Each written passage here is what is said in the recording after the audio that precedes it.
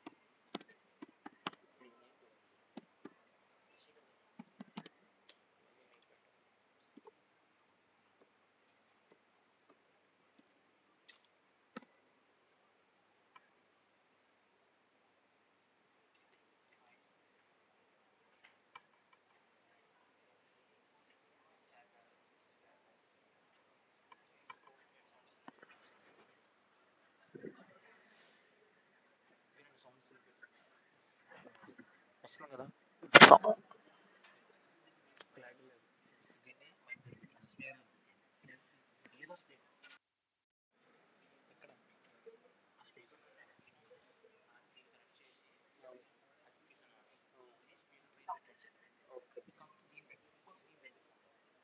దానికి దగ్గరగా ఓకే, అది ఒకటి పని చేస్తుంది అది. ఓకే,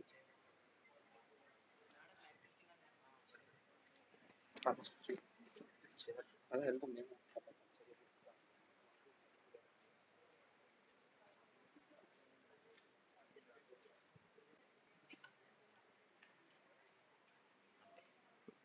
పైన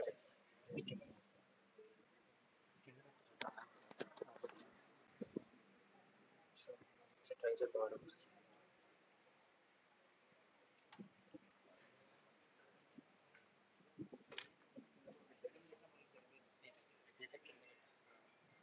కిందంటే గ్రౌండ్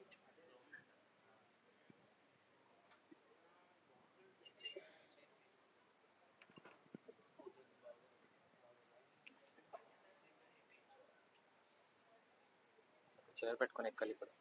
పెట్టదు.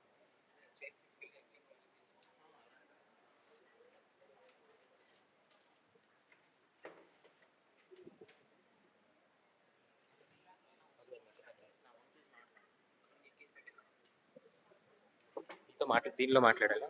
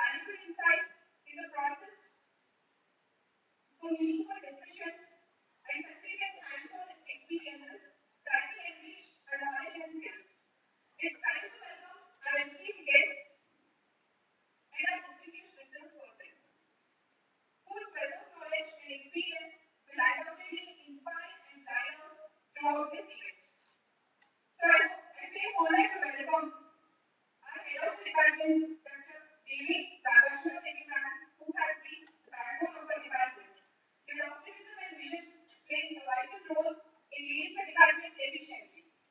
Therefore, your unwavering dedication and humble leadership are crucial in making this workshop possible. We are truly grateful for making this workshop productive.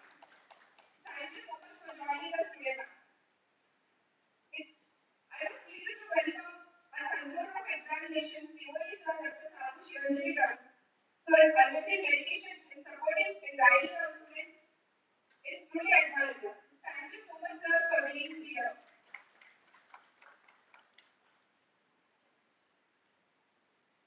Now I feel privileged to extend a warm welcome to our distinguished Administrative Officer Dr. B. Lakshman Rao, sir, whose dedication and support have been instrumental for the development of the institute. Thank you so much, sir, for joining us today.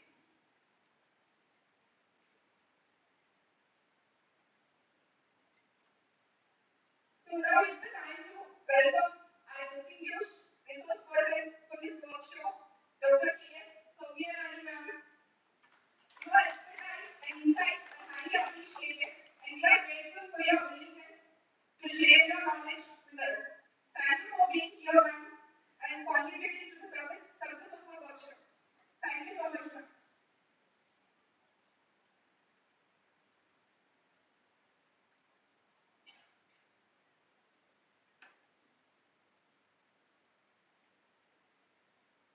So now it's time to hear some valuable insights from the distinguished personalities. So, ma'am, I cordially invite you to have two words regarding the session. Respected dignitaries and my dear faculty members, a very good morning to you all. So this workshop actually it is very useful for us as a faculty. So our focus should be on research, publications, and applying for projects. So when I contacted madam, she readily accepted to be present here, and she is a very good resource person being used all over India. So I've seen her profile and work in spite of her busy schedule. So she accepted and she was here. This workshop mainly aims at journal selection, how to write the research papers, how to use the plagiarism tools, how to do the literature survey, and how very different AI tools available in assisting scientific writing, etc. So it will be a wonderful session or 2 days workshop. I wish all the faculty members to utilize the opportunity and let us contribute research to the development of your personal wealth as well as to the society. Thank you.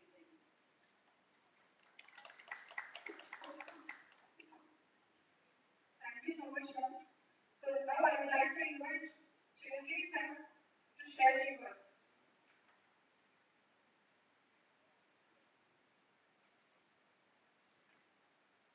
Respected dignitaries, honoraries, companions, and my fellow academic members and student friends, good morning. I'll give you one example. So how AI become one of the major tools in the business perspective. So when I wrote first abstract in the article on the show to brand diet, it simply suggested you go and read high school English grammar. That is for the to follow the basics of the English. The second one, to maintain the flow of the article, to go and read Christian computer generation. That was the situation. It's around 8 years back. I'm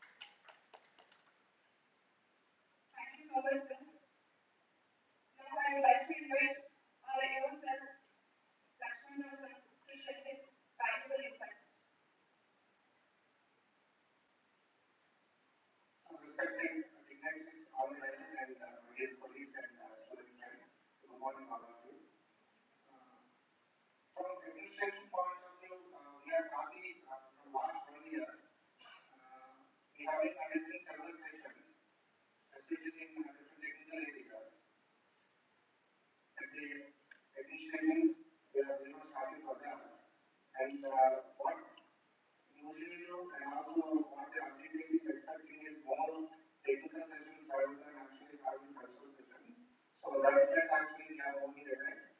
And from writing point of view, we have actually published very few articles compared to other universities.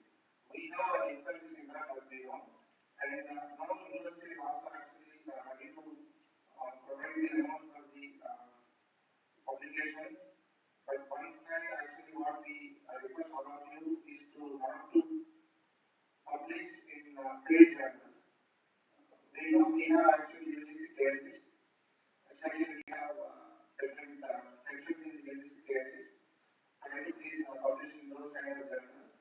And from the reviewers' point of view, one thing actually we have been getting as a input or as a remark is how the editing goes. So some people are actually that directly typing in ChatGPT and whatever paper they are taking are directly getting it in the paper. So which I think you might know, even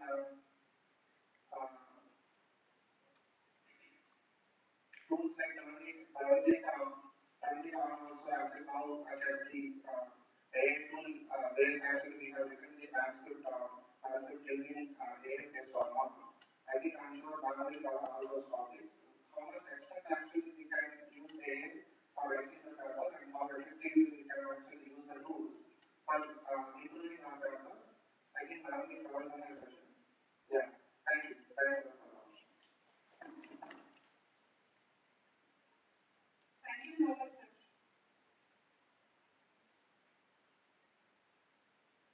So the main purpose to initiate the workshop, I will just want to cover a few background points, whatever the distinguished guests have already covered. But I need to add few added points. So the purpose to initiate the workshop is initiating research can present several challenges for faculty members. So time constraints, resources, lack of resources, and collaboration, finding suitable collaborators and establishing effective research partnership can be really very challenging today. And we have also publication pressure. So by taking all these different criteria into consideration, with the advancement of AI tools, definitely writing a research paper will be very easy. And here the integration of AI tools in scientific writing and research has revolutionized the way researchers approach their work. AI-powered technologies offer a range of benefits that significantly enhance the efficiency, accuracy, creativity involved in scientific endeavors. So, with the usage of AI tools, so our research papers will be more efficient and productive, and there will be a possibility for enhanced accuracy. And also, AI tools provide language writing assistance, data insights and analysis, collaboration and accessibility. So these are the different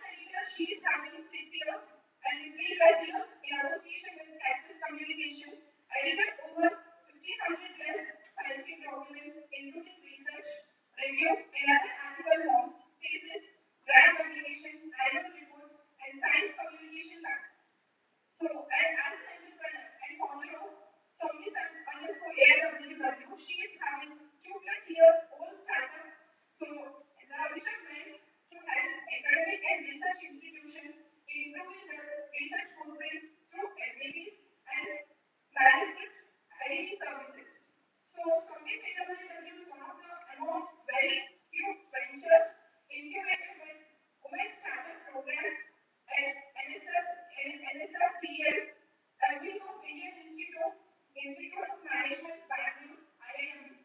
So co-incubated with Kerala Startup Mission under the WSP program. So and she is very intent in delivering lectures about AI tools. So definitely we have to utilize this session in the 2 days. So in the 2 days cover. So today is completely theory session. In the morning we have one session. In the afternoon we have one session. The tomorrow session we are having going to have complete hands-on approach. So which will be more beneficial in definitely after this workshop every faculty member will initiate research and they start writing research papers. So that is the main motto of this particular workshop. So let us together will make this workshop a grand success. Thank you so much. Now it's time to hand over the session. It's time to hand over the session to our beloved chief, beloved resource person, Dr. K.S. Soumya Rani ma'am.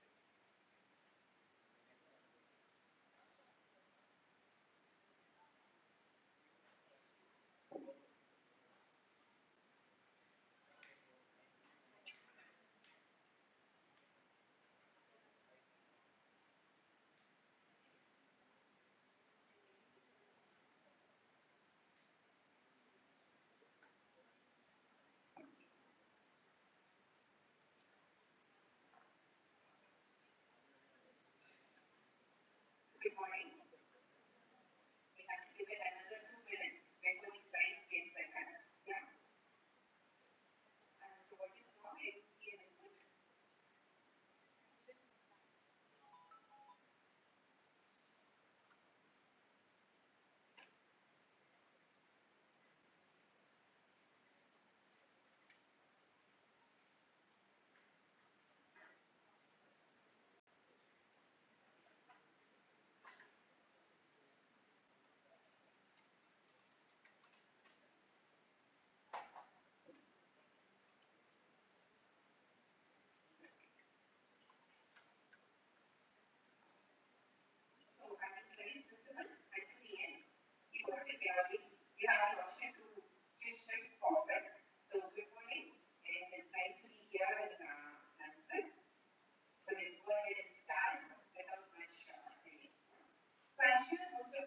already seen this as a meme, as a joke, as something serious because every joke has a serious side to it. And this very much discusses how much we have started focusing on publishing when it comes to academia. So today academia is all about publishing because individuals need published papers for your metric, institutions need publications, all your NAM committees, your NARM rankings, your every single ranking mechanism today depends on publications and it has become important.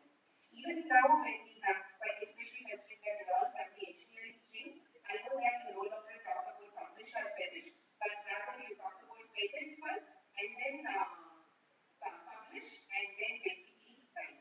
So even in this new framework where the emphasis is more on patenting, creating new technologies, the importance of publications has not exactly gone away.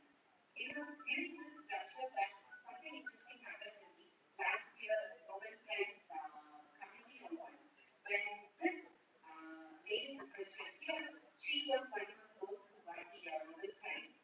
And the interesting story behind her winning the prize is that she worked at a very famous institution, an Ivy League institution in the US called Penn University. So at Penn University, and she was working somewhere in the 1980s, she was working on something called RNA. Thanks to COVID, usually RNA is the word that is known only to life sciences, medical sciences, and biological people. But today, because of COVID, all of us know about mRNA because some of us even have mRNA vaccines injected into our bodies. Good or bad is a completely different topic. So this lady was working on mRNA. She could not give results that were sufficient enough for its publications. She could not submit grant proposals that brought in the necessary help. And because this was an IT school, they thought, okay, if you're not bringing in the money, if you're not giving us publications, then you don't deserve to be a part of this team. So therefore, what they do is they demote her. As in, they take away her privileges, they cut off her salary, and at one point they drive her out of the institution.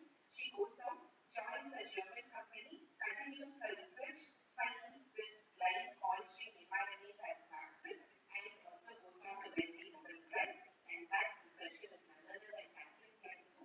So the takeaway message from this story is, this researcher here did not get those big money, huge grants. She did not publish those very prestigious papers, 100 papers in a year. She was definitely not listed in the 2% standpoint list. But still, she went on to win the Nobel Prize. So the question here is, what is the goal of publication? Should you be focused only on getting high impact factor publications, or should you be focused on actually creating an impact on the society through your research and through your papers? So there is no one right answer to this. Whichever side you pick, I just hope you know the consequences and the effects of being on both sides. So when it comes to good scientific writing, it is not just blindly writing in and writing a paper, but it has a strategy behind it. And a good paper does not start when you start writing a paper, but rather it starts when you design your action experiments, then you ask your research questions. Good papers can only come if you ask good questions. And after that, you make the right experiments, good methodology, good statistical analysis and papers, and only then comes the actual part where you write your papers with very clear language, and then you go on to publish it at the right time. No matter how great you feel your research is, if you don't have supporters in your community who are very much intrigued by your results, and those results arrive at the right time.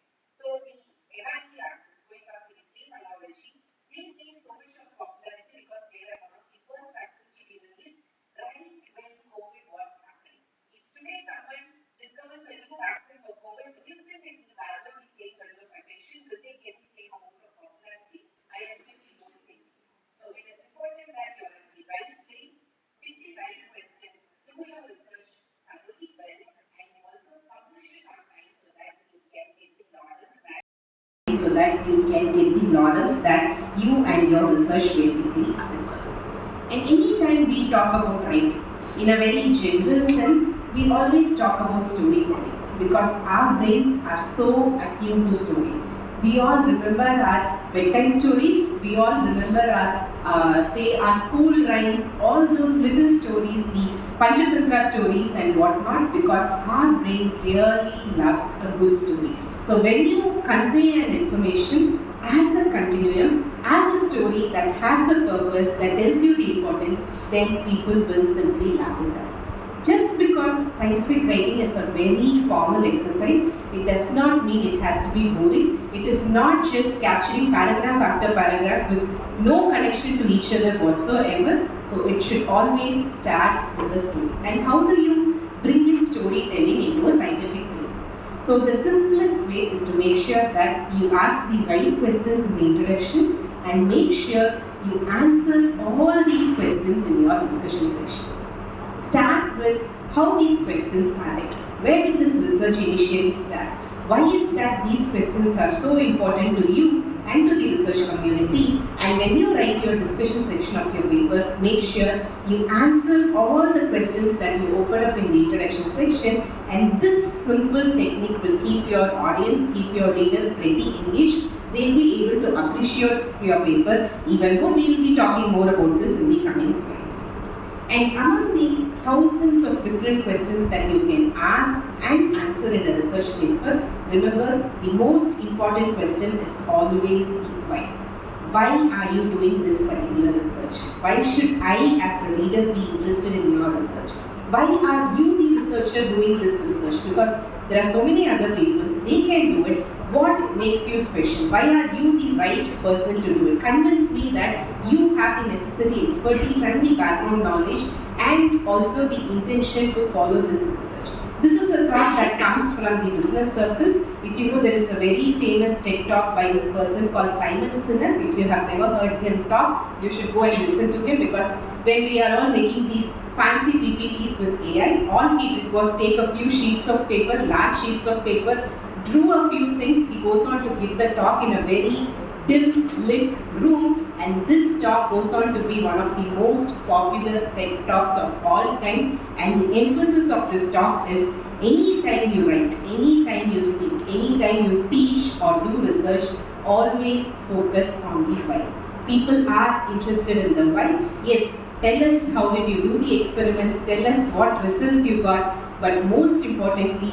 tell us why these results are important. How will they impact the society as a large, and you will find that you have a much better reader for your paper.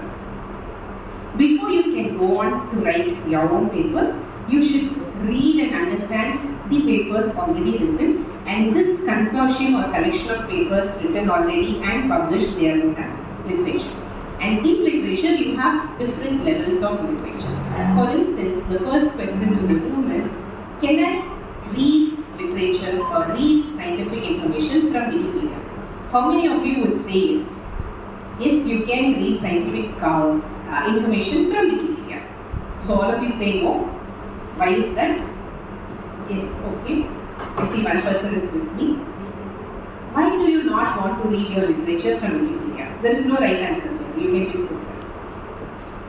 You can in fact read scientific information from Wikipedia, because even something as loosely put together as Wikipedia is something known as tertiary source or tertiary literature. So you can read blog posts, you can read news articles, you can get your information from Wikipedia.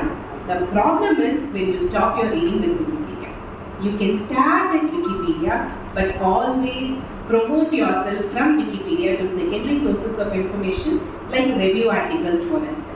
And once you are done understanding review articles, move into the primary sources, which are your journal articles, your thesis, and so on. So how is this different? So when you read tertiary sources, they are not always referenced properly. They don't always get information from the right sources. Whereas secondary sources, they bring in a lot of information into one single paper, but remember, they are still secondary sources. They are not coming directly from the author's mouth, and for you to be able to cite or reference a paper into your own writing, you should go back to the original source, which in most of the cases will happen to be either a journal article or a thesis or a conference article at its best, depending on what your journal allows you to be. So make sure that you start anywhere you feel comfortable depending on your expertise level, but always go back to the primary source. And when you want to cite a source, always cite a primary source. So if there are 100 references, 95 references has to be from the primary source, or at least aim for 90 references from primary sources. The less 10 from website secondary sources are still acceptable by most of the journals. So we are so focused on writing good papers, doing good research, that we forget all of this starts from being able to read literature strategically, because there are like thousands of papers out there, and as a researcher you are expected to read at least 300-400 papers in your niche area before you are considered, or before you can claim you are an expert in the area and then go ahead and write your own papers. But reading these 300-400 papers, especially as a faculty who also have administrative duties, is not going to be easy. So it is important that you have a strategy. So when do you start reading a paper? Obviously from the abstract, and that is still a good practice. And once you are a very young researcher, you can start reading further from the introduction, because you do not know the story, you do not know where all this research is exactly rooted. But once you gain certain expertise in a field, the introduction is no longer important to you. Even the discussion section does not make much sense to you, because the discussion is going to be biased.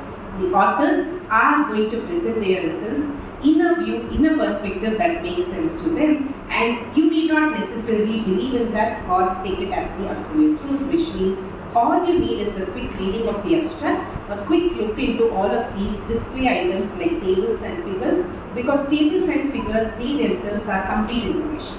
That is why, as a writer, when you write or prepare a table or a figure, you are asked to give such detailed legends that even when someone does not have access to the full text, they can understand the tables, they can understand the figures. So in a good, well-written paper, you don't actually need the results section.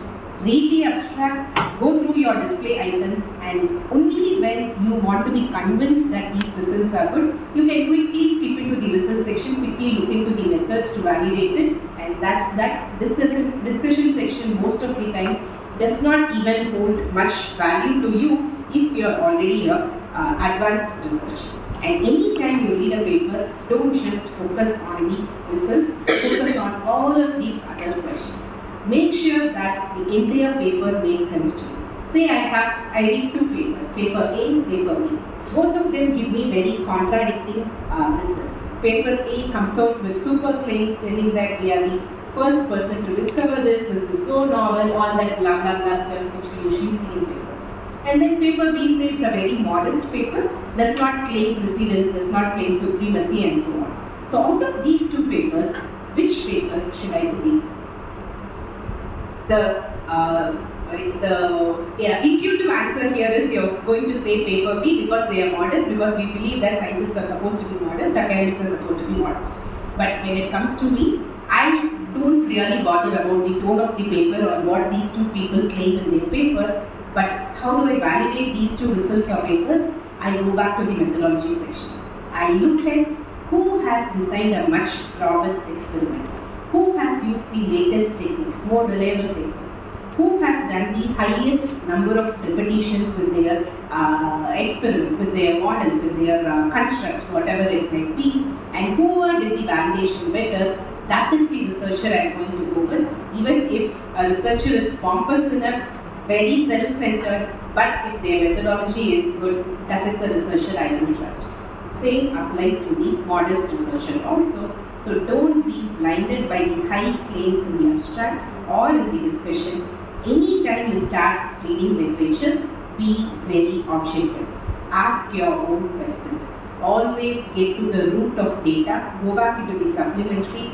Go back into all the raw data submitted to the journal and evaluate the data based on your own convictions.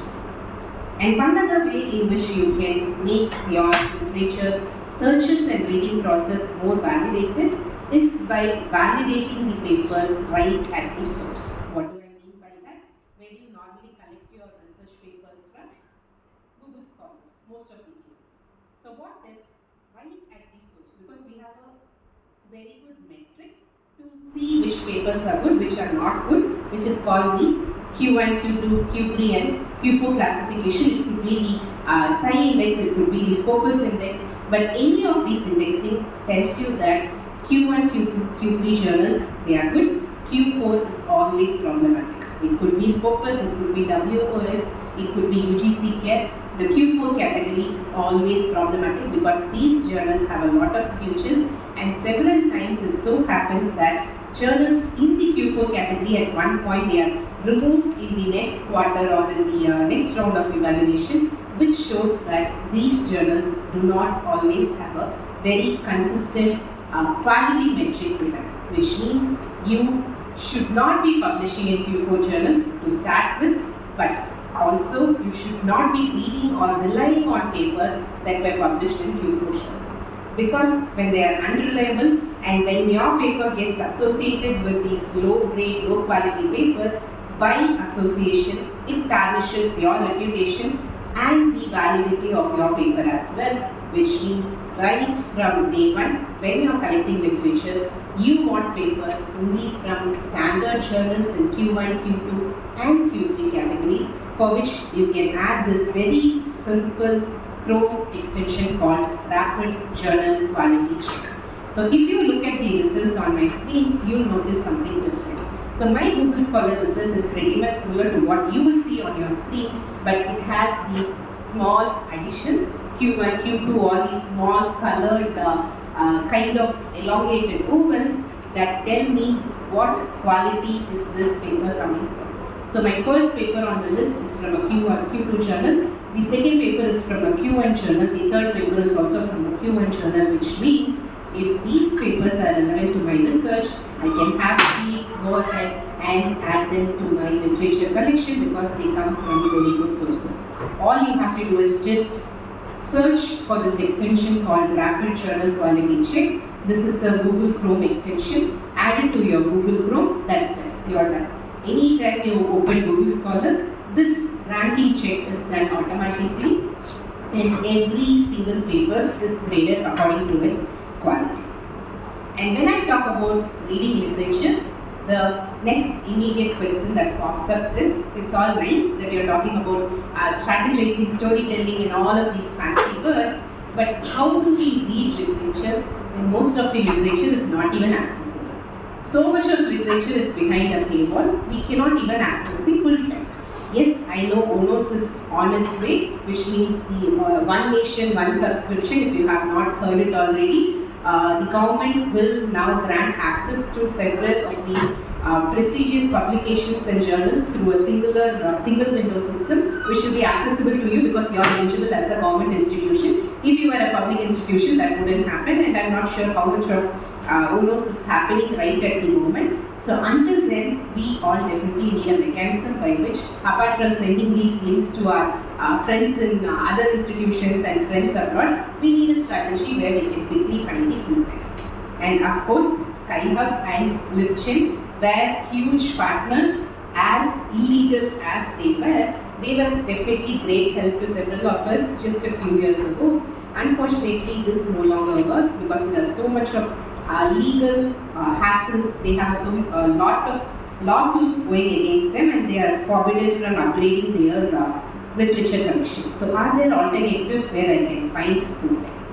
Yes, there are a few alternatives like Unpaywall, Paper Panda, Open Access Button, Academia.edu and so on. But the limitation with these alternatives is they are not as straightforward and as simple as Skyhub used to be.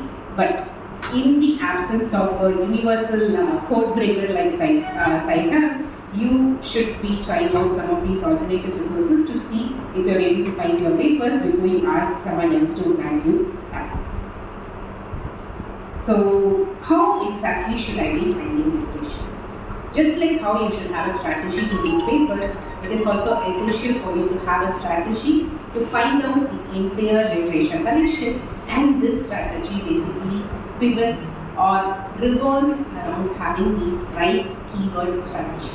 Even with the advent of AI tools, which we will be talking about today afternoon, where most of this keyword engineering has been taken up by the AI tools, it still helps to know that you should be using the right keywords, not just individual words, but combination of words. Why combination? Because say for instance, when I say apple into Google, I just type in apple into Google. What do you think would be my first result? Will it be a fruit apple? or will it be the picture of Steve Jobs? I never know. Depending on the user history and all the metrics, there's almost an equal possibility that one of these two can pop.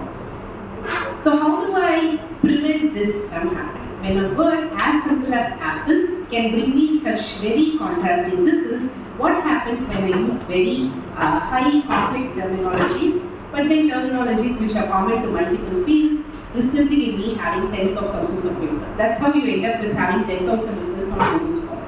Because Google Scholar focuses on every single keyword, and any time a part of the keyword is present in a paper, that paper gets pulled up and you find it in your results. This makes the entire process of searching for literature a bit more tedious than it should be. Therefore, always spend some time on creating or engineering the right keywords. This could also be later on extended into creating the right prompts for your ChatGPT or any of the other Gen AI tools as well, which we'll talk about in the afternoon session. So always focus on having just the main concepts or multiple main concepts as the keywords. Think about alternatives, never use abbreviations, and link them using proper Boolean operators. So engineers in the room, I know you know Boolean operators much better than me. So Boolean operators are no longer irrelevant. They definitely still hold a place in your search strategy. So make sure you use them appropriately to communicate your requirement to Google Scholar, so that instead of having 10,000 results, if you can cut down the results to 6,000, that in itself is a win that will ensure that you quickly run through the literature at a much faster pace. So what is the next step? Now we have a strategy to use the right keywords. We saw a strategy with which you can find the right quality papers, and also a small strategy which you can use to quickly scan papers. Instead of relying on the standard EURAD structure, how can you quickly skim through papers? Now after you have done all this, the next step is where you have to summarize the information from each of these individual papers, and at the next level you should summarize information from multiple papers.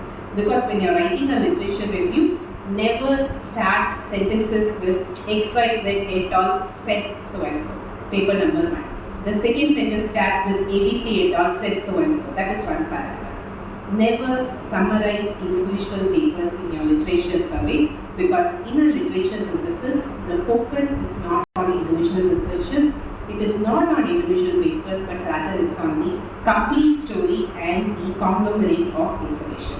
So how do I arrive at these larger summaries? You will have to summarize each paper individually first, and then you have to combine papers with the same.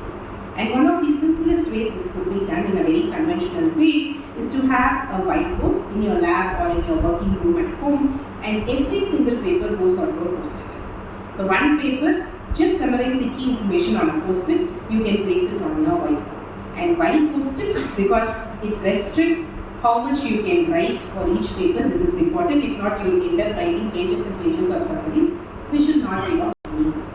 And also post-its, you can have them in different colors, which means papers that deal with the same topic can go onto the same color post-its. You can easily cluster them on your whiteboards. And also post-its are not permanent. You can stick them, remove them, rearrange them as your story evolves. Your literature board will also evolve with you, giving you a much better strategy to write better literature reviews. Now, with the advent of so many online tools, you don't have to do this manually any longer. You can actually have virtual whiteboards. Most of these whiteboards, they even come for free. Just Google for a free whiteboard and you will find these whiteboards with the same options where you can post it, where you can add comments, where you can draw and do all sorts of things on the whiteboard. So now you can also do that virtually on your systems and share it with your team members when you are writing a paper as a group. Because when there is a collective effort, having a common whiteboard will help all of you to bring your literature connections onto one whiteboard. Say I have 4 members on my team and we have 400 papers. Then each of the team members could have 100 papers. They read the 100 papers, summarize it, add it to the whiteboard. This will cut down the time by at least 1/4 or so for each of us, 2/4, 3/4 even if it is done efficiently. And that's how you can think of having ways in which you can do research collaboratively, but then also do this entire process from literature collection. So how do you share your literature collection? The simplest way is you can have EndNote, or you can have a reference manager, and you can add all of your group members as a group on Mendeley, and anytime any of you collect a full text paper, just add it into the group. Label it appropriately, add it into the group. Now you have your own personal collection of 400 papers with complete full text brought in from different sources. And the next step is to do the literature synthesis from these 400 papers, which you cannot do with EndNote or Mendeley. That's where you need such whiteboards where you can collaboratively work to do the literature summaries and also the literature, these small clustered summaries can also happen. The next stage is where you want to write collaboratively, for which we have all been using Google Docs from ever since. That still works pretty fine. So now you have a strategy where you have a common literature collection in your reference manager, where you have a common summary collection, where you have a consolidated summaries shared between the entire group in the form of such whiteboards, and then you go into the actual writing process, which can also be shared and done collaboratively if you have a very simple shared Google Docs arrangement. This will help you work more efficiently as a team, even if you are sitting all across the group. So, because we are all a bit sleepy, let's talk 2 minutes about food. So what is your favorite food? Biryani. My kind of people here. So I'm a non-vegetarian, and my favorite food happens to be chicken biryani. Okay. So when I say chicken biryani, for the non-vegetarians here, or the vegetable pulao for the rest of the vegetarians here, what is the first thing that comes to your mind? The taste, the smell. Can you remember the smell? The crunch of the bones under your teeth. Yeah. How biryani, because the biryani rice feels very different in your fingers. That's the tactile input. Do you also remember the last time you had this favorite food? This Sunday. Yeah. Very loyal biryani devotees here. Okay. The people with whom you had this food with, the memories associated with the last time you met these people. So all I gave you was just one word, chicken biryani. How did you bring in so many memories? You remembered smell, you had all these vision memories, you had this tactile or touch memories, you also had your feelings and emotions that could be recalled. How did this happen? How is this all centered around a simple food item, all around any of those memories? It's because your brain is so beautifully designed that it never remembers anything in silos. So when you eat biryani, it's not that it remembers biryani, it is going to remember every single aspect associated with biryani in association with each other, which means there's a very complex neural network that is maintaining your memory, and this neural network is super efficient. So when we already have such a super efficient system, why aren't we using it to retain information about our research? Why aren't we following the same model so that you can connect one information to the other beautifully and you don't forget the information, and when you do this connecting on your paper, your readers also don't forget your papers. A simple way in which you can begin doing this is by using a technique called mind mapping, where we bring the mapping skills of the mind onto the paper. So a mind map is basically a non-linear structure, which means unlike a timeline or unlike a TOC. So TOC is table of contents. If you have ever written a thesis, you would know you write all these headings, subheadings, third level headings, that's called a TOC or table of contents. So unlike a timeline or a table of contents, doing a mind map will be very now flexible because it does not start at one point and end at the other, but rather it starts with one core idea. And around this core idea, all the other sub-ideas are being clustered, and under each of these sub-ideas there will be more sub-functions, and this can keep expanding on and on and on as far as you want. And this is a great way to structure your classes when you are taking very key topics to your students. This is a great way to structure your research not just for one proposal or one paper. This is a great way to have your vision set for the next 10 years. Because when you do research, you should not be only focused on the next 3 years or next 5 years. When you write the first proposal, it is going to be very difficult for you to get funds, for you to actually win the funds, win the grant. This is okay, this is very normal. But when you write the second proposal, it should get easier because you already have written a grant, you have gotten the money for the first grant, and you also have publications from the first grant. But when will this happen? Only when your second grant leans on your first grant and the second grant uses you as an expert, the expertise you gained from the first grant. And how will this happen? Only when you have the vision to see that, okay, this is my first grant, but then once I finish this grant in the next 3 years or so, I'm going to write a second grant which is going to expand on this particular section of this grant or the paper. And then in the next 4-5 years, I'll be writing my next grant, and under each of these grants, I also have to know how many students will I support, what will these students work on, and even if they are just master students, if you put 5 projects together, that can all come back together as a very good paper. It will come together as a very good paper only if you plan on the paper or plan on the project even before you assign your students the subsections of these papers. In all of these cases, mind mapping is a great tool to visually show you the different components of this one overarching idea, which will all come together at the end to establish yourself as an expert in the field, to make sure that you get the next grants much easier, and also you get to publish more papers which can legitimately cite your earlier papers, thereby increasing your citations, your H-index, Cited index, and whatnot. So this is one continued story, and all of this will happen only when you have the vision, when you have a clear picture, and one tool that can give you this clear picture is called mind maps. Say for instance, I am someone interested in this lifestyle change called intermittent fasting. So intermittent fasting, we must have heard about this keto diet, high fat, low carb diet and stuff. So after that, intermittent fasting is a lifestyle change where you fast for 16 hours in a day and you eat only for 8 hours. So within the 8-hour window, you eat your food, you drink your drinks. Beyond that, this is all 0 calories. And this is considered as good for managing diabetes, fatty liver and more. So imagine I'm someone who wants to explore more on this topic. So the central circle will have intermittent fasting. On one of the circles, I have say different types of intermittent fasting. On one of the circles, I talk about how intermittent fasting is helpful for diabetes. On the other circle, I talk about how intermittent fasting is good for obesity or weight loss and so on. And then maybe I also assign a circle where I talk about the limitations or disadvantages of intermittent fasting. Now by doing this, I have the complete story in one single unified visual, and by looking at it, I can figure out how each of these connect to each other, but then it is also easier for me to see where there are gaps.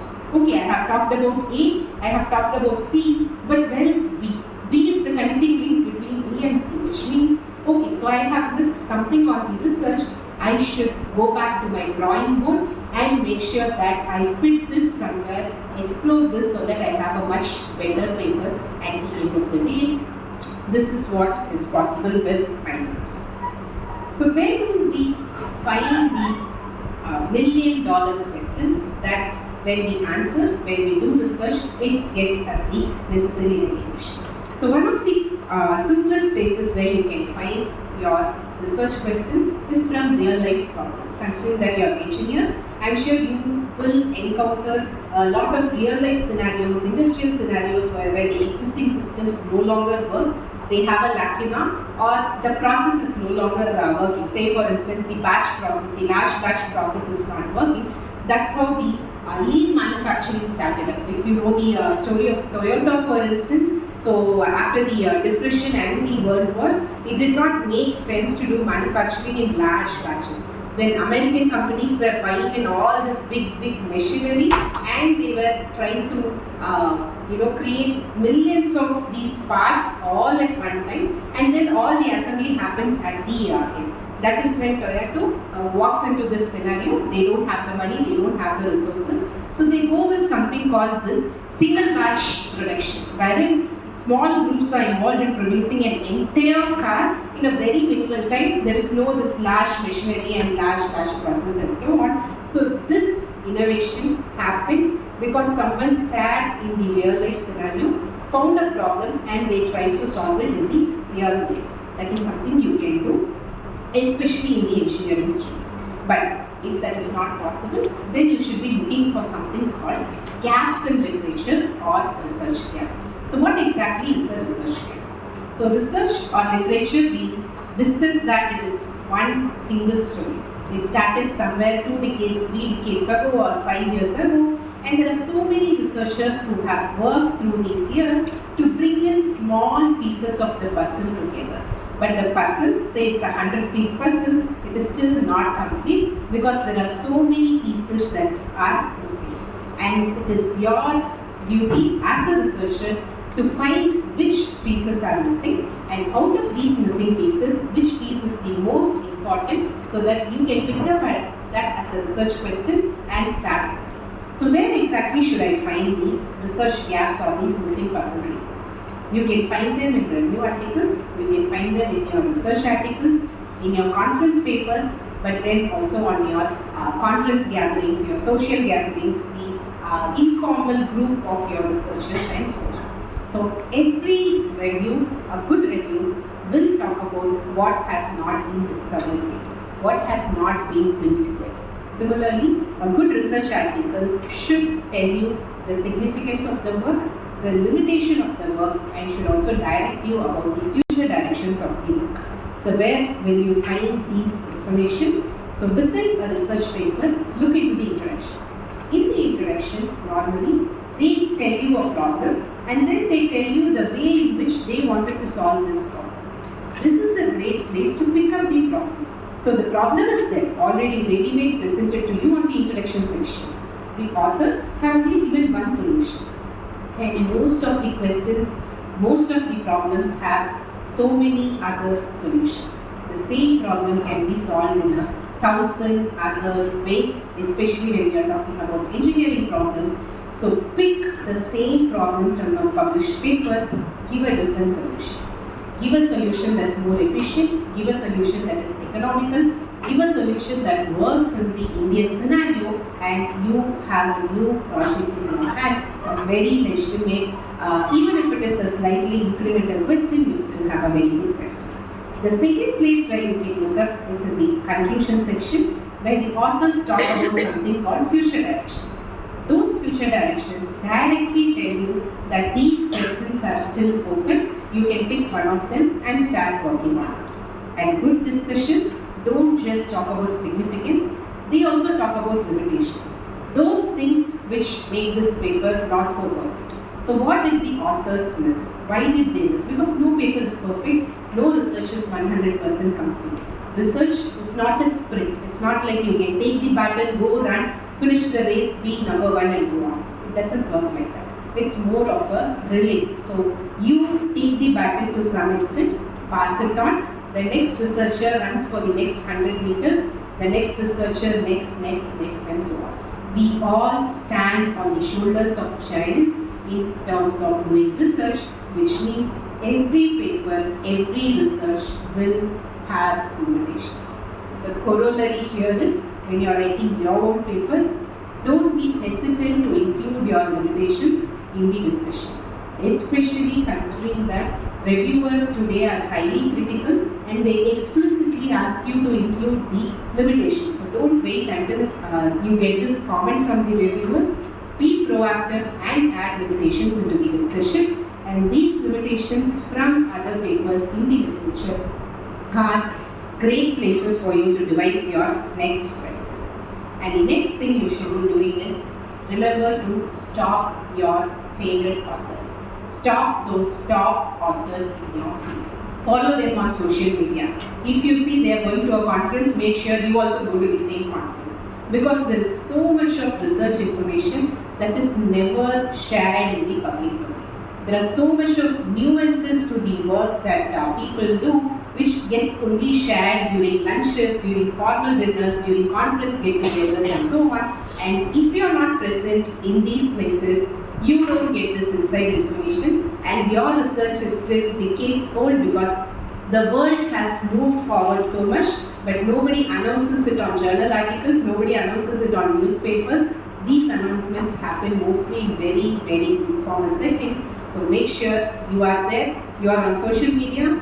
Instagram and LinkedIn, they are no longer just for, especially Instagram, even if it is just Instagram, it is no longer just for entertainment. There are so many research conversations that happen on Instagram, and even better is if you are on LinkedIn or if you are on Twitter. The only difference is LinkedIn is going to be a bit diplomatic, whereas Twitter is going to be outright rabid dog barks, but that's where the information is. So make sure you are on social media, following all the key authors, researchers in your field. Therefore, you get updated as to what is happening in the field in a very quick manner. And today, the best researchers are not those who are highly competitive. Yes, competition, trying to be top on the class is all good, but if you look at the most successful researchers in today's world, in today's metrics, it's not the competitive ones, it's those researchers who can establish very good collaborations. Because many brains are definitely good than one single brilliant brain, and if you can find the right researchers to collaborate with, sincere collaborations. I'm not talking about WhatsApp groups and Facebook groups where you can pay 5,000 and get authorship. Not that kind of collaboration. Sincere collaboration with researchers on the same line as you are. If you are just starting out, if you only have 2 years of research experience, you cannot expect to establish a collaboration with someone who has been in the field for 20 years. That doesn't make sense. Go find your peers, people who are also just starting out 2-3 years into their research, who are open enough to collaborate with you, who have resources that complement what you have access to. And once you have these nice real collaborations, good papers can come out, good research can come out, and everybody benefits out of these collaborations. So, to conclude the first part of the morning session, a good research question, according to me, will have at least these 4 characteristics. First is novelty. So there is no point in reinventing the wheel or being the second person to land on the moon. You have to be the first person to discover, design something if you want to be recognized. So your research question should be novel. There is no shortcut to this. You cannot just repeat what someone else has done with very insignificant changes. You can repeat. Incremental research is okay as long as there is a very clear increment to the research. A second category or the second attribute is compatibility. So you cannot just pick a research question just because it is novel and it is fancy. It so happened that during the COVID times, every research was focused on COVID. Engineering people trying to build systems so that they can detect COVID faster. Biology people trying to develop systems which actually go into the vaccines. Everybody was flocking to COVID. So it is not bad that you are trying to jump on the most famous bandwagon and trying to get a bit of the limelight, but make sure that it aligns with your long-term goals. Are you someone who wants to design these machinery for detecting diseases in the long term? If so, please go ahead and do it. But if your alignment is elsewhere, just because something is shiny, fancy and new, don't jump. Applies to artificial intelligence or AI as well. Just because AI is getting all the attention, all the funding, doesn't mean you have to jump on the bandwagon if it does not make sense to you. Don't make a huge pivot and leave your actual research. The next is feasibility. You can have those billion-dollar ideas, but if they cannot be tested today, with the manpower and resources you have, your idea is as good as being worthless. Unless you're Elon Musk, who can manage to test pretty much anything on earth, don't jump on over-ambitious projects, especially as a young researcher. You have not even established your credibility as a researcher. So, yes, as counterintuitive as this sounds, please take only safe bets for your initial projects. Establish yourself, and then you can go crazy all you want in your post-first decade life as a researcher. The fourth attribute is sustainability. Yes, sustainability in terms of environment, saving the tigers, the trees and our earth, but also sustainability in terms of your career. So whatever you do today should add value to what you will be doing 3 years down the lane, and all of this should add value to what you will do 5 years down the lane, 10 years down the lane and so on. All of this should be one single story. You cannot be someone interested in field A today and then 3 years down the lane you cannot abstractly jump from field A to field B. Though technically you can, when you do this huge jump, you miss out on all the expertise and credibility you gain while working on field A. So spend sufficient amount of time before picking a field, before picking a research project, before picking an institution where you want to work even, to make sure all of this makes sense in the very long term. And this starts with your research first. So research is never easy. It has never been easy, especially with the mad competition that we have at the moment. So going back to the story of Kathleen Carrico, the lady who was chased out of her institution only to go on and win a Nobel Prize. So she meets yet another researcher called Drew Weissman somewhere in the copy room. These are 1980s, which means you don't have your personal printing machines, you don't have all these smartphones to work with. Anything you want to read, you have to go into the copier room where they have these Xerox machines, printout machines. There will be a person handling it. You give them or ask them what you want and then they get it printed out for you and so on. They meet in one such copier room and then they discuss some ideas, and they were very interested in each other's ideas. They go ahead, start working together, and it was a decade or so longer before they had a breakthrough in their research and went on to win the Nobel Prize. So the take home is be persistent. Just because your first research project fails does not mean your original idea is not good enough. Don't abandon an idea before you have explored it sufficiently. Knowing when to pursue and when to pivot is a great skill to have in this century. So develop the skill to know when you have to do either of them. So this is a story from the biological world, though the story will be relatable to most of you. So this microbiologist here, he was a bit of a lazy researcher. So in microbiology, where we work with bacteria and all these dangerous microbes, it is an unsaid rule that Friday when you go home or when you leave the lab, you should disinfect all the plates, all these bacterial plates, and only then you are supposed to leave the lab. This rule applies even today. But this guy, he was a bit lazy, he was going on a vacation for a week or so. He thought, okay, what's the big deal? I'll just throw the plates here, I'll come back and then disinfect it after a week. He comes back and he sees that on this bacterial plate, there are some fungi growing, and when there is a fungus, the bacteria are all dead. He could have just thrown the plates to disinfect. He did not do that. He goes on to see what this fungus is, and he isolates a compound from this fungus which goes on to become world famous. Any guesses as to what this compound could be? You all have used it at one point or another. It is not exactly insulin, because insulin does not kill bacteria. What kills bacteria? No? Sorry? Penicillin. Exactly right. So if it were not for this small oversight or his ability to embrace serendipity. So serendipity is when accidentally things happen to you and you go ahead and accept them and explore them. So even in research, maybe you're so focused on reaching point Z, but sometimes something will happen along the way, and that something could turn out to be a great deal breaker or game changer in research. That's how research always works. You plan on something, something else happens. So always make sure that you keep your eyes open for such possibilities. The next story is that of an engineer called Wilson Greatbatch. This was a time when he was trying to build a machine that could measure heartbeats. So he wanted to measure heartbeats. It was back way in those days when we did not have such facilities. And unfortunately, on one particular day, he switches a transistor or resistor, transistor, something happens on the machine, and instead of measuring heartbeats, this machine started emitting small electrical pulses in a very rhythmic, uniform way. This was a time when pacemakers were available, but they were the size of a large cupboard or so, and it was very painful for someone to be attached to a pacemaker. And when this happened, Greatbat could quickly see that, okay, now if this small machine can give such electrical pulses, I can make this into a portable pacemaker.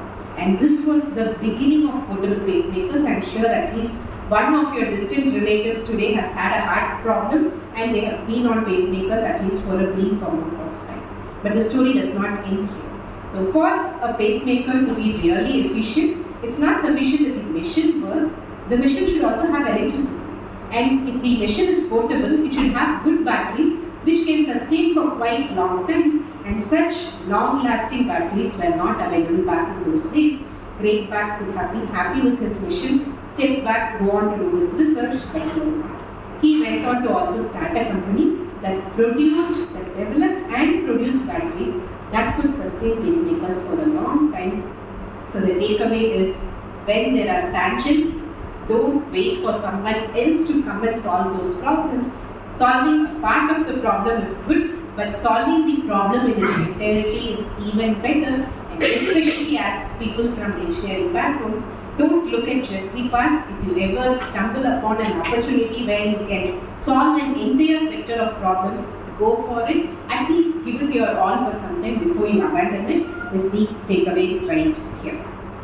So on that note, as we come to a small end for a tea break, I am Dr. Soumya, and to add to the beautiful introduction from Dr. Ansha already, I enjoy doing three things at least. The first is that of being a parent to my 11-year-old, almost 11-year-old daughter, and all these stray dogs, cats, birds, tadpoles, butterflies that she has brought along so far. And the second rule is that of an editor. So my job day in and day out is to sit with manuscripts, edit it not just for language but also to help you restructure it better, tell you where your manuscripts are not doing good. I tell you that, okay, this discussion does not make sense whatsoever. There are a lot of gaps in the discussion. Please go back, write and come back to us. Take care of your language, take care of your journal requirements and so on. That's what I do most of the times. And this led me to start my own startup, where we have a small team of editors who do this job along with me. Not just that, we started out as a company or as a concern or as a team, however you want to call it, which offered training to faculty researchers such as yourself, just like the one we are having today, on how to write papers better, how to leverage AI tools ethically so that you can write these papers in a much shorter amount of time, much more efficiently, especially coming from a country where English is not our first language. So how do you navigate this language barrier? Even though you're all great researchers, how do you navigate the language barriers to also be great communicators, to write your papers better and so on? We also have long workshops that run for 10 days or so. This happens twice every year. I'll share the next program details towards the end of the session. And we also support our participants through our team of editors, so that not only do they get trained, but anytime they get stuck with the writing process, structuring process, we support them end to end. We don't write manuscripts, we don't have tie-ups with journals. We cannot promise you that, okay, pay 20,000, we'll get your paper published. That does not happen, that's not what we do. We are on your side, hand-holding you, write better, structure better, proofread it thoroughly, format it properly, so that you have a much better chance of moving your paper into the peer review process. Because that in itself is a huge thing. Not having your papers just rejected and moving it into your peer review process is the first win. So we start from there, and then this association usually continues until the paper is published. So I think we could take a 5-minute break, and when we come back, I'll be talking mostly about how to structure your original articles or research articles, slightly about review articles, and also about plagiarism, paraphrasing, what to do, what not to do with your peer review process and so on. So that's the plan for the next 1 hour when we come back after the 5-10 minute tea break. And in the meanwhile, if you have any questions, I'll be very happy to take them now. Or if you want to have your tea and then come back and ask questions, I'm okay with that as well.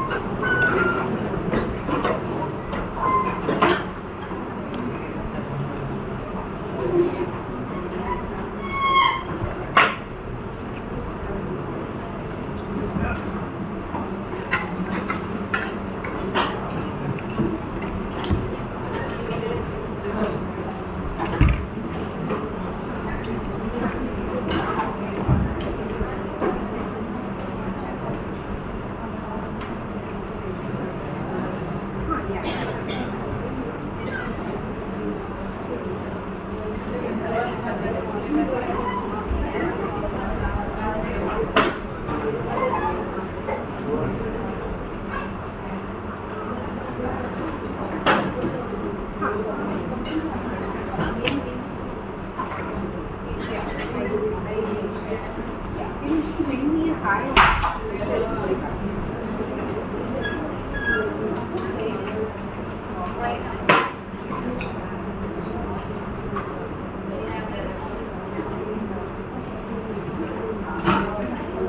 I'll give you a short summary. Normally I don't share with the solutions. I'll share a short summary. No, article session I have a list of property investor body. So you have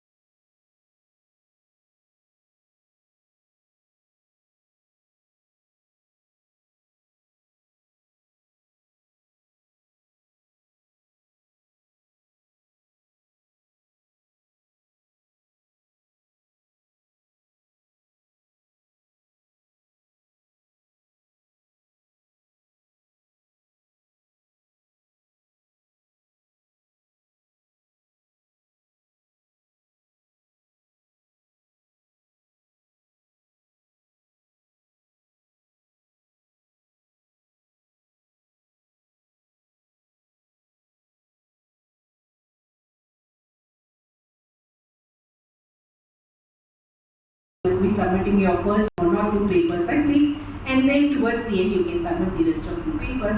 Plan for publications early, never fall into the trap of such paper mills. And now this network has gone so deep that paper mills promise to give you a paper. They also have tie-ups with journal editors, so your paper does not undergo any peer review process. The paper that you did not write, or even when you write, no peer review whatsoever. And they also assure you that they get you citations for your paper. This is all now being sold in bulk. It's like one single package. Here, pay 1,50,000, you get a paper published in your name, you get citations, you get your H-index, index, everything is done. Never a good idea. Might look like a good idea now, but you will regret it sometime later. And this word of caution applies not just to journal publications, it also applies to conference publications. Because conferences have also become very, very popular, and the quickest way to get on the publication ladder is to submit a chapter in a conference book or in a conference edition of the journal, which again is not the right way to be doing research. So be aware of where your paper goes and make sure that you are in the very clean, white area of publishing. The next question is, where should I publish? Open access or subscription-based papers? Common sense is open access, because when you publish something open access, more people read it, more people cite your work, you get recognition. But the problem is, open access has become a very profitable industry, especially with cases like MDPI for instance, where they charge you humongous amounts and they publish your paper with very limited peer review. So now open access has this very bad name to it that the peer review is very easy, your paper gets published soon, but it is not good enough. So should you not publish in open access journals at all? Not the case. Look for journals which are open access, but then they also have a good reputation, and usually these journals are something called the society journals, like run by IEEE for instance. I think in your case IEEE is one of the popular society which runs journals. Similarly, look for professional societies, look for non-profit publishers who publish open access but with very strong peer review mechanism. Peer review might look like a pain when you are going through it, but going through a robust peer review process will make your paper better. It will also make you a better researcher. So start early, get as many rejections as they come, but always submit to legitimate journals and get your papers in good places so that what you read today will stay for the long run. If you want to stay in academia, you cannot keep losing papers. Each paper has to keep adding on to your credibility, and that will happen only when you plan properly. And this is the problem where with MDPI, some of its journals were removed from the Clarivate list. They don't have any impact factor anymore, which means if you ever published a paper in one of such predatory or unscrupulous journals, now your paper has no impact factor. Your paper has vanished into thin air. All your work is gone, your paper is also gone. Doesn't make sense after paying lakhs of rupees to get it published here. So we started today's session with how storytelling is at the core of writing manuscripts as well, and good stories have certain attributes to them. They have a purpose, they also come in with the right details, but more importantly, they have a structure. So when it comes to research articles, one of the most prominent structures used is called the IMRAD structure. So IMRAD is an acronym for Introduction, Mechanism, Methods, Research, Discussion, and so on. But we are not interested in the acronym or the expansion, rather we are interested in how it is represented. IMRAD structure of papers is represented as a hourglass. So when you look at a hourglass, it starts broad, narrows down, there is a short neck, and then there is a small narrow region which then broadens out into a very broad base. This is how your papers have to be structured. The top part, the top trapezium or the top bowl of an hourglass represents your introduction section. An introduction always starts broad.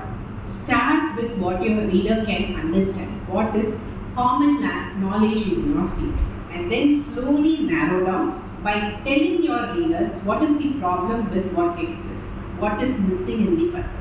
and then state your hypothesis, state your research problem very clearly, and then state how you aim to solve this problem. This is how an introduction has to be structured. The results, materials and methods, they go into the stem of the structure because they are very straightforward. Only write methods you have used, only give results you have observed for yourself, nothing more, nothing less, and you're done. But when it comes to the discussion, it's an exact inversion of the introduction process, wherein you start very narrow. You first talk about your results, what you discovered, what you built, and then expand it to compare it with literature, significance in a much larger perspective, limitations, and then future directions. So you started pretty narrow when it comes to the perspective, and you slowly broaden. This is how a good discussion has to be structured.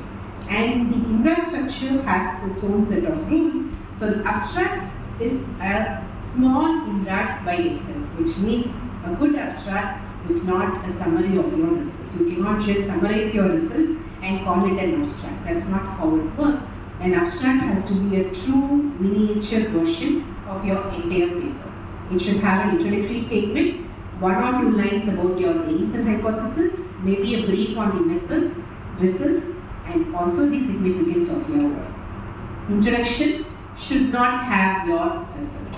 Introduction is just introducing the problem and introducing your research question. You are done there.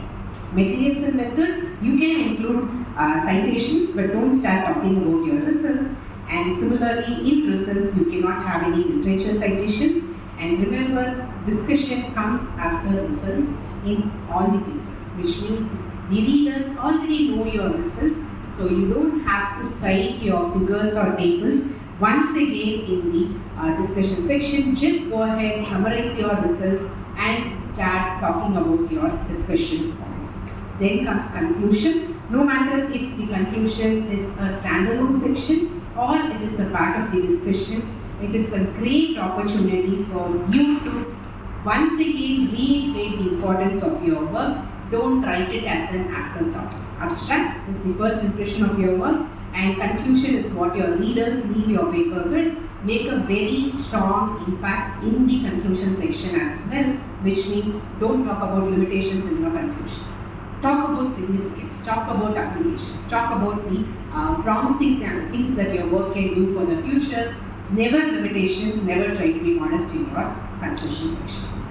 Next comes this question of language, tenses and voices. So when we were in our school, if you ever mixed up the tenses in a paragraph, your English teacher would be furious. Then you became PhD students, and now suddenly the papers use different tenses in different sections. It's all mixed up. How did we end up in this place? Also, more importantly, why does papers have such complicated language rules for them? They have a reason behind. So normally the introduction section gets written in the present tense. Why? Because what do you talk about in the introduction? You talk about things that have already been published. When something is published, it is considered as a fact. The sun is hot. The earth is round. Never the earth was round or the sun was hot. Similarly, the introduction, when talking about published information, published by you, published by someone else, as long as it's published, use the present tense. Materials and methods, results. This information is not yet published. You own this information. You know it is true, but nobody has vetted it. Nobody has given their stamp of approval, which means that gets written in the past tense. When you take up the discussion, you talk about what is known, published, what you discovered for the first time, and also about the future possibilities. Therefore, discussion has a mix of present, past, and future tenses, and that's okay. When it comes to figures and tables, when you're pointing to figures and tables, you say figure 1 shows that. Never figure 1 showed that, because where is figure 1? It's right within your manuscript. But when you're writing the legends for your figures, remember that is still the results. Results are what will go into your figure legends. So most part of the figure legend still happens to be in the past tense. The next question is voice. Can I use I, we in my manuscript? Can I use the first person in my manuscript? There was a time when this was frowned upon. You were asked to write in the third person. So this was discovered by us. never rediscovered this or reinvented this, because academicians, researchers were expected to be very modest and humble. No longer works, because journals are fed up of third person writing. So several journals now explicitly ask you to use the first person narrator. My advice is, by default, use the first person writing, but when a journal is still pretty old fashioned and they don't want first person, you can always rewrite it later, because right now majority of the journals, they're okay with the first person. The thumb rule is keep it simple. Language, sentence structures, tenses, keep it simple. We want our readers to understand the paper, not appreciate your poetry. Poetry has a place in your blog post, in your personal diaries, not on your manuscripts. So please keep your language pretty simple. Yeah. So now comes review articles. Review articles don't really have a structure to them. You are your own boss. As long as you have an introduction, conclusion, and content in between, it becomes a review article. But remember, even with review articles, it is not simply summarizing the work, it is giving your own twist, your own perspective. So once you do that right, you get better review articles. So why do people write these review articles in the first place? It's because there is so much of research out there. It is very difficult for one researcher to go and read hundreds of papers and clean out the most important results. That is why it's a traditional practice for seasoned, super experienced researchers to write these review articles, which will summarize all that happened in the past 10 years, 20 years in a field of research. But now, since review articles are those articles which get the most number of citations, people have started rampantly writing review articles even when they are not an expert. Is that a bad idea? Not exactly. I would say writing review articles is a good strategy, because if you are a young PhD scholar, writing a review article will give you a clarity like none other. You get to read through all the literature. Anyways, you're doing a literature survey for your introductory section of your thesis. Why not put in a bit more of efforts and make it into a good review article? And also, you don't need much resources when you're trying to write a review article. But the catch is, anyone can write a review article, but not everyone can get it published in prestigious journals, because remember, review articles are traditionally written by experts, and you are not the expert yet. But that should not stop you, because if you have a PhD supervisor, they happen to be the experts. This is where establishing collaborations up the ladder with people slightly ahead of you in your research journey will help you to quickly get your first legitimate review article.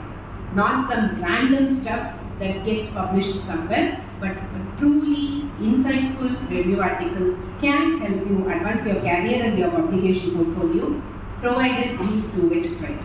And also, not all journals publish review articles. Even with journals that do publish review articles are usually invited articles, which means you cannot write a review article and go submit it to a random journal. They will not accept it. Most of the cases, you should reach out to the journal editors way ahead, submit your topic, submit your abstract, submit the profiles of your co-authors, get the permission or get the go-ahead from the editorial board. Then you write your manuscript, and you have to still go through the entire peer review process before it can get published. So always write to the editors, understand what is required before you write a review article. Then comes this actual process of writing, which is one of the toughest things that you will ever do in your PhD journey. And to make things complex, we have something called plagiarism. So plagiarism is just copy pasting someone else's work and claiming that it is yours. But the catch here is, in academic writing, plagiarism is not always intended. Plagiarism could also be accidental. How can you steal accidentally? You can do that because it is very difficult for us to always keep paraphrasing stuff, and one of the easiest ways we gather information and summarize it at a later point is to just copy paste the information and then think of ways to summarize. So this basic thought is what will lead you to unnecessarily include content from earlier literature which might later show up as plagiarism.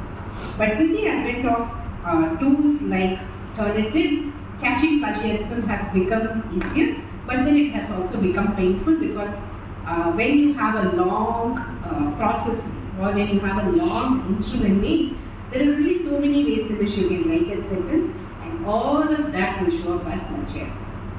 You can ask a few questions to avoid this. First is the content and the words mine? So the idea has to be yours, the words have to be yours. If that is the case, you can go ahead and use the sentence without any citation or reference. If the idea is not yours, add citation. If the words are not yours, not just add citation, also add quotation marks to show that you have verbatim with the content from elsewhere. So this is all nice, but how do I deal with papers or content that I published? So I have published a paper, there is some information in the paper, now I am trying to write the same information into my paper number 2. Even then, you cannot copy sentences as it is from your first paper into your second paper.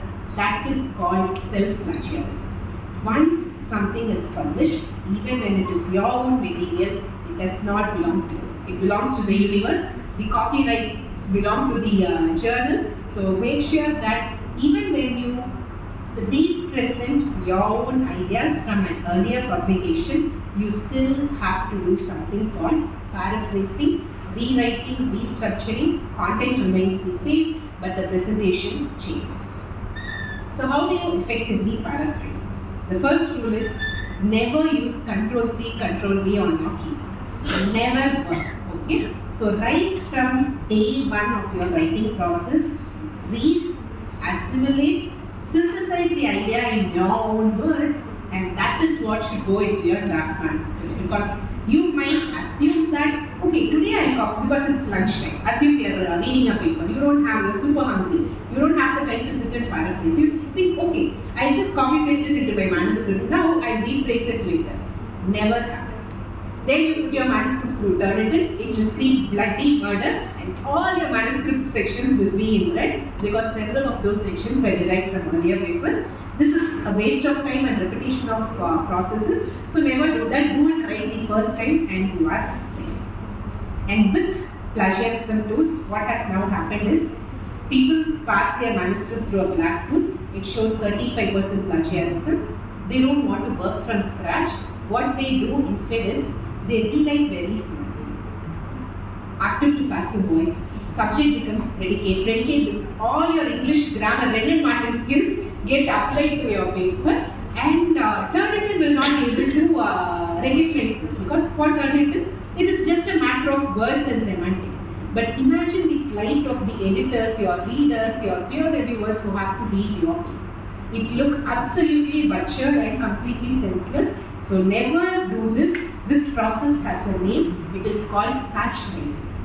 So this is what a good paraphrasing looks like. So it retains the content of your original text, but not the words, not the general structure. But when you just rearrange words and jumble it up, it could come out of your black checks unscathed, but still it is considered as plagiarism.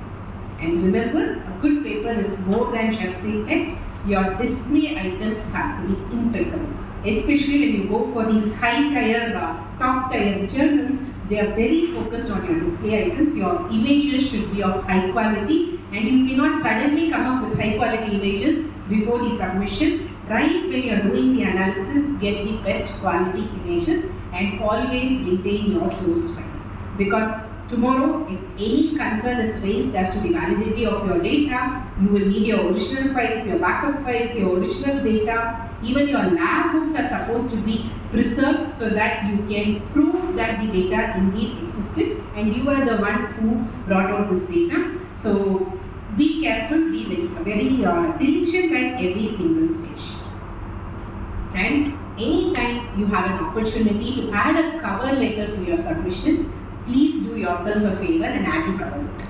Because cover letter, it's just a one-page job. But it clearly tells the editor why this paper has to be considered for the peer review process.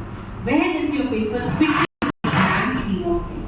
They don't have to go and hunt down all of of this from your paper. It is all shown very clearly in just a single page, and this is one of the good templates that you can use. I will share this template with you when I share the resources. So make sure that when a journal gives you an opportunity to add a cover letter or say a graphical abstract, even when the journal says graphical abstracts are optional, prepare a graphical abstract and submit it. Because even authors or even readers who don't come and read your entire paper, they'll be intrigued by your graphical abstract. If you have a really nice, eye-catching graphical abstract that beautifully portrays the problem and the solution that you're offering, very good chance that your paper will be read more, will be cited more, you have a better H index. So jump at such opportunities. And no matter how good you think your manuscript is, you all have to go through this process called peer review. And peer review can be very, very brutal. And it was not supposed to be this brutal, but somehow we have ended up at this point. So how do you tackle this peer review process? So you submit your paper to a journal. The editor feels, okay, this paper is good enough to be considered. Then they pass on this paper to your peers, to your other researchers. They give their comments, and this is the peer review process. The comments come to you. You address these comments, make changes to your manuscript, sometimes even do additional experiments, redo your manuscript, submit it, and this process goes on for a few times before your manuscript gets accepted. And sometimes, if you are unlucky enough, you will end up with very bad reviewers, probably the reviewer too, who will just rip your manuscript apart. Okay? But when that happens, even when worst happens, my idea or my suggestion is always assume good intentions, because you cannot win a war with a peer review. They, as mean as they can get, you still have to endure the process. So there are some pointers which can help you navigate it clearly. So always have a well-structured paper, have your data ready so that anytime they raise a question, you can submit the data to validate your claims. And also be very polite in your responses, have very clean, structured responses, and add references to all your responses. Say you present something, the reviewer says this is not true, they present a counter argument. Bring in references. Don't just go and start fighting with the reviewer. Instead, bring in references and tell the reviewer that I'm not the only person saying this, or we are not the only person saying this. There is so much of literature that says that our perspective is right. Now, nobody gets offended. Nobody should be offended for that. And the editorial board will be on your side when you have sufficient data and sufficient proof to show that what you're doing is right. And anytime you get the peer reviewer comments, resubmit promptly. This is one of the problems that several researchers have. If you get a comment or a set of comments on Monday, the resubmission should happen on Friday. This has been my thumb rule always. Even if the journal gives you 3 months to resubmit, do not wait. If there are no major experimental changes, even when you have 6 to 10 pages of peer reviews, 1 week is more than sufficient time to resubmit. This will help you cut down the time of the entire process. Also, your reviewers will be fresh. They remember your paper, and when you do all this highlighting properly, so each response, tell them where exactly the change has been made in the manuscript. Most of us are lazy. We will not go back to the entire paper. As a peer reviewer, okay, we look at the response, we look at the corresponding change in the manuscript. If I'm happy, I'm happy. But if you resubmit the paper after 3 months, the reviewer does not remember your paper, they'll go back to the entire paper, and in this round they'll find errors they did not even find in the first round, and you will end up having an additional 20-30 comments which you have to work. And if you keep doing this too many times, your paper publication is going to be unnecessarily delayed. Be prompt, be specific, be courteous, address the problem, not the person, and you're doing a good job. And some things you cannot do is, you cannot keep arguing with the reviewer for every single point. Don't refute their claims outright, never make it personal, and also make sure that you have sufficient data in your hand. When the editor or the reviewer asks for data, you cannot say no unless the information is confidential, it is sensitive, or it is going to be a part of a patent or so. Unless this is the scenario, when someone from the review process asks you for data, you give your data.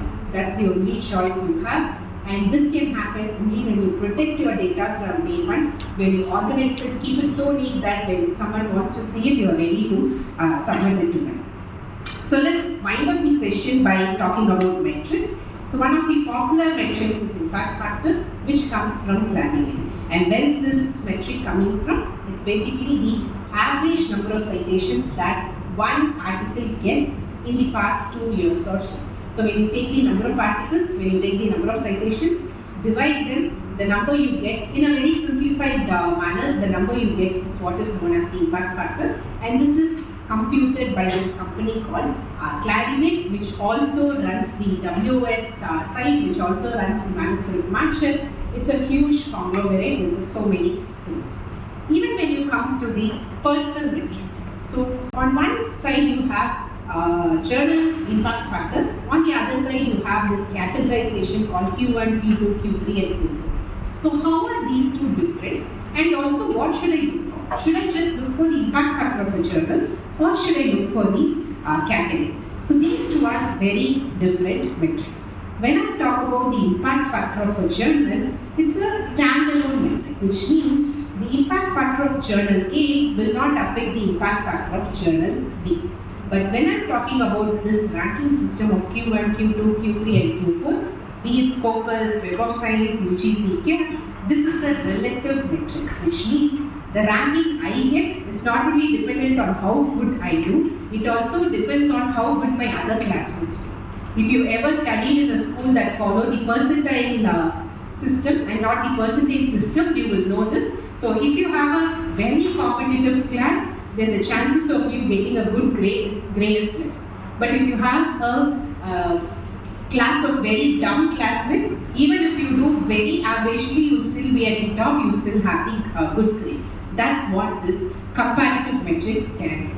So when you are picking a journal, what should you look for? Should you look at the impact factor or should you look at the ranking?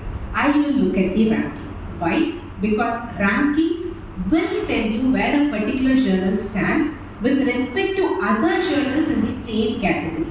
Impact factor can be very, very misleading. So I come from a field, or rather I come from a team that works intensively on medical, life sciences fields, and for us an impact factor of 10 is nothing.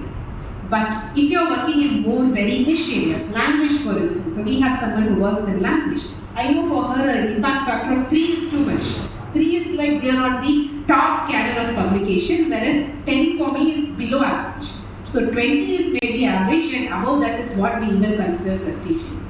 So impact factor can be misleading, does not give the full picture. So look at the quartiles. Where does your journal fall? Within which quartile? Stick to Q1, Q2, Q3. Forget that Q4 exists. Don't cite papers from Q4. Don't publish your papers in Q4. It is as simple as that. As harsh as it sounds, this is the only way to go forward if you want to protect your papers. So how about these personal metrics? H-index, item index and so on. So to put H-index very simply, it is the balancing point where your number of publications and your number of citations match.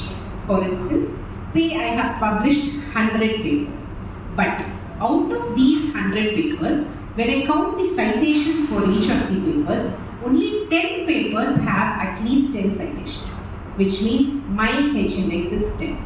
If my H-index has to be 15, out of the 100 papers I have published, at least 15 of those papers, each of those 15 papers should receive 15 citations individually. Only when that happens, my H-index will move from 10 to 50. So H-index is a metric that measures both your number of publications but also the impact of individual publications.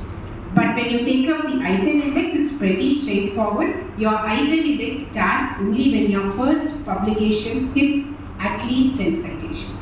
Even when you're a new researcher, you publish one paper, it gets one citation, you can enter into the H-index club. But when you want to move into the item index club, it's much more elite, and you can only do that when at least one of your papers have reached 10 citations, which means item index is more for seasoned researchers. But one common thing that you notice among all of these metrics, From journal metrics to individual metrics, they all depend on citations. So it is important that as researchers, you start with good research questions, frame really good methodologies, write absolutely brilliant papers, publish them in legitimate journals, and also make sure your paper gets enough visibility.